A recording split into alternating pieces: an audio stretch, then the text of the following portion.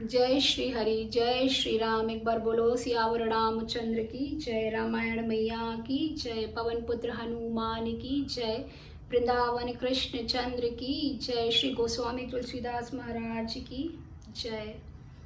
आइए श्री रामचरितमानस के बाल कांड के 9वें और 10वें दोहे का पाठ करते हैं और अर्थ सहित उसे जानते हैं। बने रहिएगा। एक बार जोर से बोलिए जय श्री राम।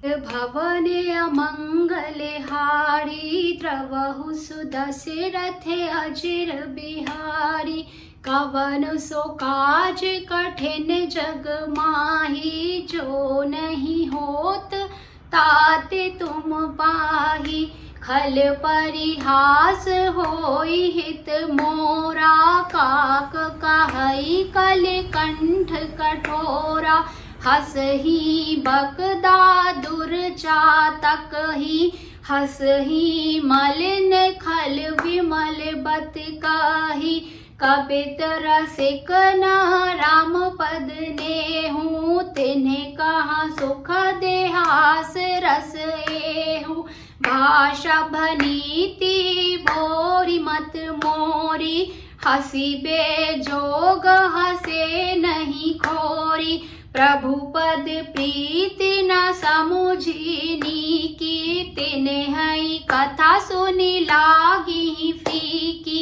हरिहर पद रति मति न कुतर की, तिन्हें कहूँ मधुर कथा रघुवर की, राम भगति भूषित जिय जानी, सुने हई सुजन सराही सुबानी, कभी न हो नहीं वचन प्रवीणु, सकल कला सब विद्याहीनु, आखर अरत अलंकृत नाना, छंद प्रबंध अनेक विधाना, भाव भेद रस भेद अपारा, कबित दोष गुण विविध प्रकारा, कबित विवेक एक नहीं मोरे, सत्य कहूँ लिखी कागद कोरे, भनीति मोरी सब गुण रहित रामा, विश्व विदित गुण एक सिया रामा, सो विचारी सुन हई सुमित्रामा, जिनके विमल विवेक सिया रामा, कवन सो काज कठिन जग माही, जो नहीं होत तात तुम पाही, एहि मह रघुपति नाम उदारा, अति पावन पुराण श्रुति सारा, मंगल भवन अमंगल हारी, उमा सहित जहि जपत पुरारी, भनिति विचित्र सुख विकृत जो, राम राम बिनु सोह न सो, विदु बदनी सब भांति सवारी, सोहन बसन बिना बर नारी, सब गुण रहित कुकवि कृत बानी, राम नाम जसे अंकित जानी, सादर कहहि सुनहि बुधताहि, मधुकर सरस संत गुण ग्राही, यद्यपि कबित रस एकौ नाही, राम प्रताप प्रगट यही माही, सोई भरोस मोरे मन आवा, केहि न सुसंग बड़पनु पावा, धूमऊ तजे सहज करुआई, अगरु प्रसंग सुगंध बसाई, भनिति बदेश वस्तु भली बरनी, राम कथा चल मंगल करनी,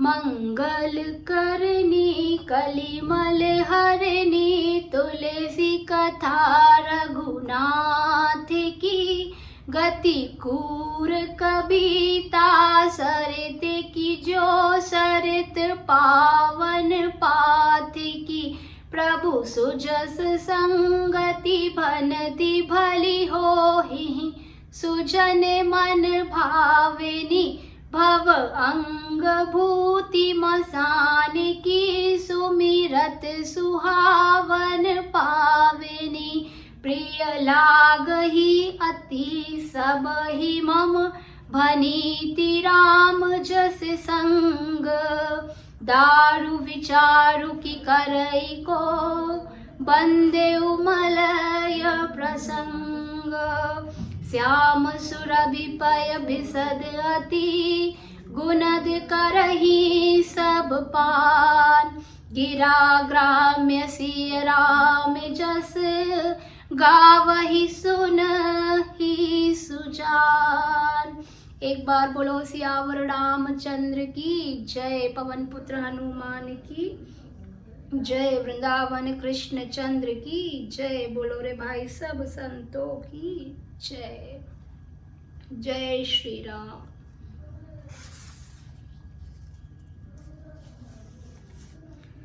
किंतु दुष्टों के हंसने से मेरा हित ही होगा। मधुर कंठ वाली कोयल को कौवे तो कठोर ही कहा करते हैं। जैसे बगुले हंस को और मेढक पपीहे को हंसते हैं, वैसे ही मलिन मन वाले दुष्ट निर्मल वाणी को हंसते हैं। जो ना तो कविता के रसिक हैं और ना जिनका श्री रामचंद्र जी के चरणों में प्रेम है, उनके लिए भी यह कविता सुखद हास्य रस का काम देगी।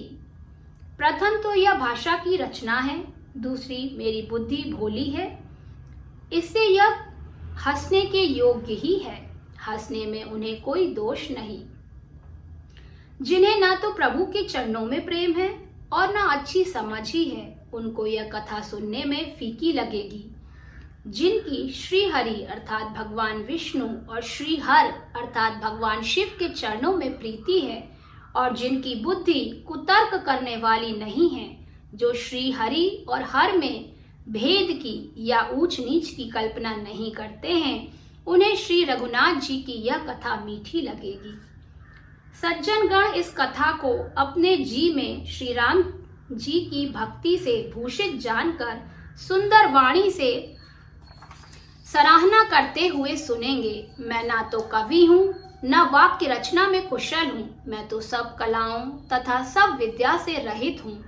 नाना प्रकार के अक्षर, अर्थ और अलंकार, अनेक प्रकार की छंद रचना, भावों और रसों के अपार भेद और कविता के भांति भांति के गुण दोष होते हैं। इनमें से काव्य संबंधी एक भी बात का ज्ञान मुझ में नहीं है। यह मैं कोरे कागज पर लिखकर शपथ पूर्वक सत्य सत्य कहता हूँ। मेरी रचना सब गुणों से रहित है। इसमें बस जगत प्रसिद्ध एक गुण है, उसे विचार कर अच्छी बुद्धि वाले पुरुष जिनके निर्मल ज्ञान है इसको सुनेंगे।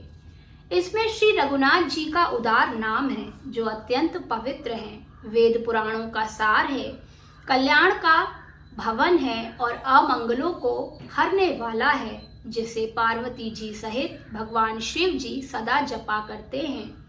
जो अच्छे कवि के द्वारा रची हुई बड़ी अनूठी कविता है, वह भी राम नाम के बिना शोभा नहीं पाती।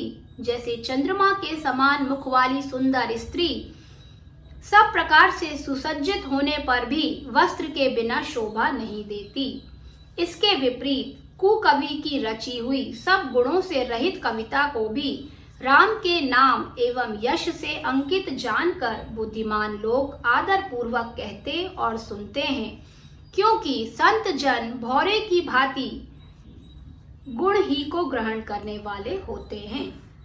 यद्यपि मेरी रचना में कविता का एक भी रस नहीं है, तथापि इसमें श्री रामचंद्र जी का प्रताप प्रकट है।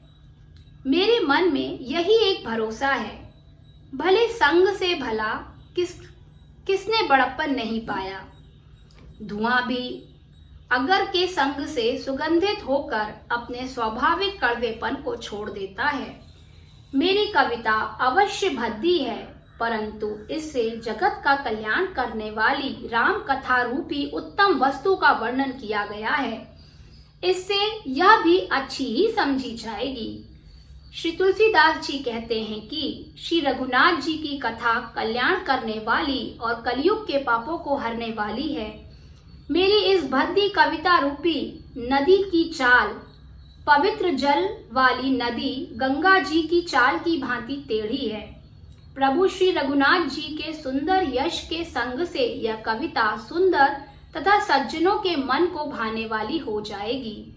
शमशान की अपवित्र राख भी श्री महादेव जी के अंग के संग से सुहावनी लगती है और स्मरण करते ही पवित्र करने वाली होती है।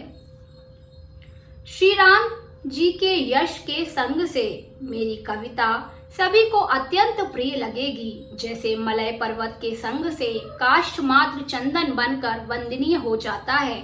फिर क्या कोई काठ को की तुच्छता का विचार करता है? श्यामा गौ काली होने पर भी उसका दूध उज्जवल और बहुत गुणकारी होता है, यही समझकर सब लोग उसे पीते हैं। इस तरह गवारू भाषा में होने पर भी श्री सीताराम जी के यश को बुद्धिमान लोग बड़े चाव से गाते और सुनते हैं। एक बार बोलो सियावर रामचंद्र की जय, पवन पुत्र हनुमान की जय, वृंदावन कृष्ण चंद्र की जय। बोलो रे भाई सब संतों की जय। नमः पार्वती पते हर हर महादेव।